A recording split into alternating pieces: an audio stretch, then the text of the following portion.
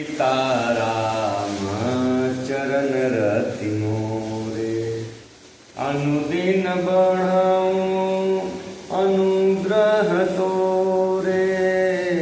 सीताराम चरण रति मोरे। एक बार वन में ही राम जी, लक्ष्मण जी, सीता जी भ्रमण कर रहे थे। सायंकाल हो गया। अपना जो आश्रम, जो कुटिया बनाए थे, उस आश्रम के पास ही भगवान ऐसे ही बैठे थे। बैठ करके कुछ चिंतन कर रहे थे, कुछ सोच रहे थे। तब तक मन में ख्याल आया, चलो आज जगत जननी जगदम्बा सीता जी का श्रृंगार करते हैं। श्रृंगार कैसे करेंगे? वन में तो कुछ है नहीं। तो प्रभु के मन में ख्याल आया। प्रभु सोचते हैं कि चलो सरसों जानते हैं ना, सरसों का खेती हुआ था, सरसों का पेड़ निकला था, पीला पीला फूल उसमें से निकला था। भगवान सरसों का फूल लाते हैं, डाली सहित तोड़ करके लाते हैं और उसी का भगवान तोड़ करके और सरसों के फूल का हार बनाते हैं। सरसों के फूल का कान का कुंडल बनाते हैं। सरसों के फूल का ही नाक का टिया बनाते हैं और सरसों के फूल का ही टीका बनाते हैं। सरसों के फूल का ही जूड़ा बनाते हैं, गजरा बनाते हैं।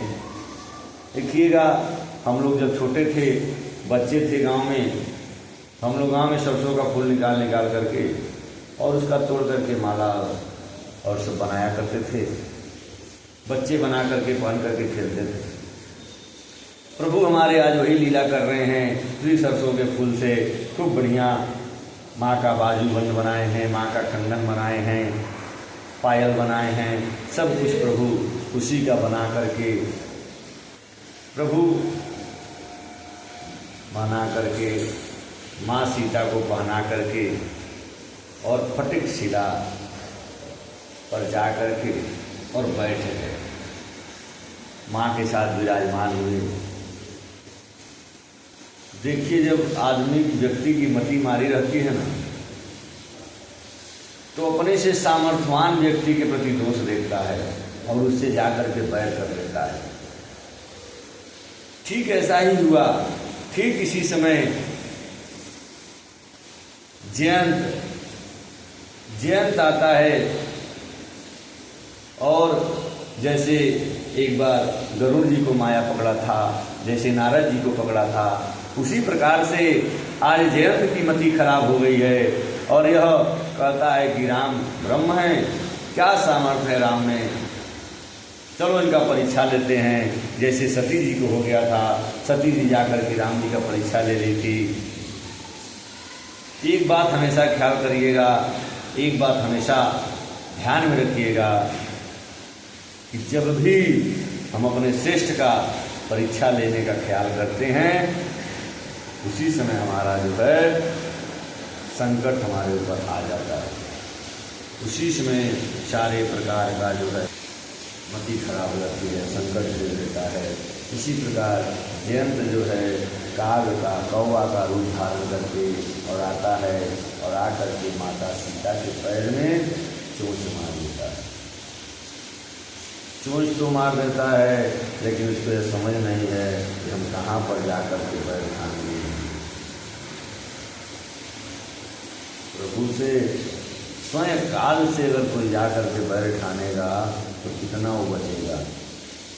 जाकर के बैर ठान लेता है और चोंच मार करके चल देता है वहाँ से। प्रभु राम देखते हैं सीता जी के पैर से खून आ रहा है, तो एक कूस लेते हैं और कूस को धनुष पर चढ़ा करके और उसको आमंत्रित करके और उस कूस को छोड़ देते हैं और वो कूस जयंत के पीछे छोड़ देते हैं। और कौवा का रूप धारण किया, जयंत भागने लगता है, कूस का बाण उसके पीछे चल रहा है। जयंत अपने निज रूप में आ जाता है, अपने निज रूप में आकर के अपने पिता के पास जाता है। पिता से जाकर के कहता है ऐसा ऐसा कर्म करके आ रहा हूँ, मेरे पीछे राम जी ने बाण छोड़ दिया है। पिता कहते हैं कि राम जी से बैर किए हो, हम तुमको बचा नहीं पाएंगे। वहाँ से भागता है, भाग करके ब्रह्मलोक में जाता है। ब्रह्मलोक में ब्रह्मा जी के पास जाता है। ब्रह्मा जी कहते हैं कि तुम राम जी से बैर करके आए हो, तुम्हें कौन बचाने वाला है, तुम्हें कोई नहीं बचा पाएगा। वहाँ से भागता है, शिवलोक कैलाश पे जाता है। जा करके बाबा से प्रार्थना करता है। बाबा कहते हैं कि राम विमुख, राम से तुम बैर करके आ रहे हो तो तुमको कौन बचाएगा। वहाँ से भागता है, सोचता है कहाँ जाऊँ, तीनों लोग 14 भुवन भ्रमण करता है, भागता है और बाण उसके पीछे दौड़ रहा है।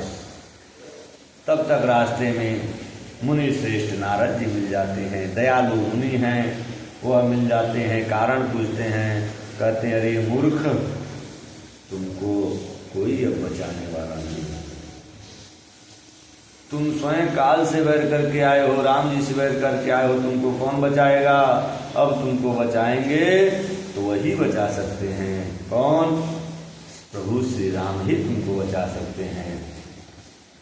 इसलिए तुम वहीं जाओ, वही तुमको बचा पाएंगे, दूसरा कोई तुमको बचाने वाला नहीं है।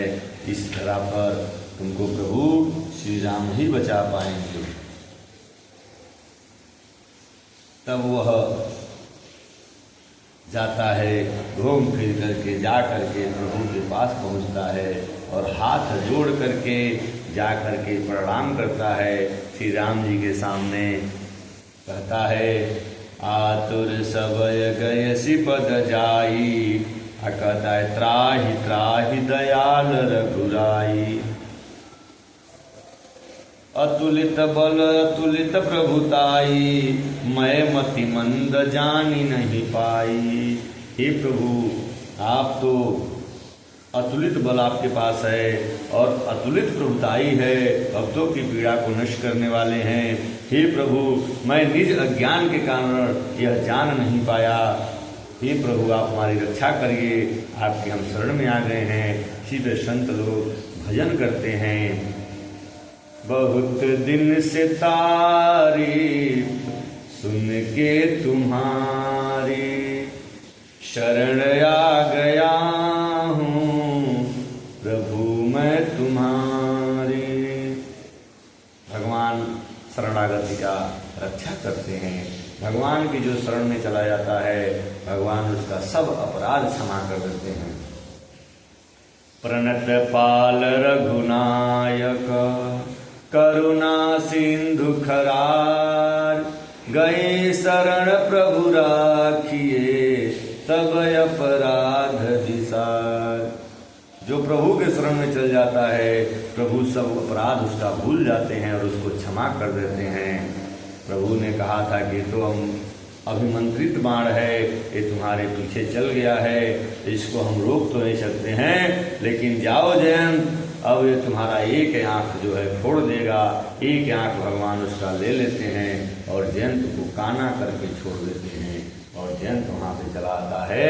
इस कथा से यह है कि कभी अपने से प्रभाशाली, अपने से बलशाली, अपने से प्रभावशाली, अपने से ज़्यादा भक्त का, अपने से श्रेष्ठ का कभी परीक्षा लेने का मन में ख्याल ना आए। जब जब ऐसा ख्याल आएगा तब तक यह मेरा निज अपना मानना है, तब तक व्यक्ति का नुकसान ही होगा, फायदा नहीं होगा। रामायण में आप देख लेंगे, जो जो राम जी की परीक्षा लेने गया है, जो जो को राम जी पे संदेह हुआ है, उसको दंड मिला है, उसको दुख भोगना पड़ा है। क्यों? क्योंकि हमारे प्रभु बहुत दयालु। प्रभु का भजन करना चाहिए, प्रेम से भगवान को पाना चाहिए, परीक्षा से नहीं। बोलिए सियावर रामचंद्र की जय।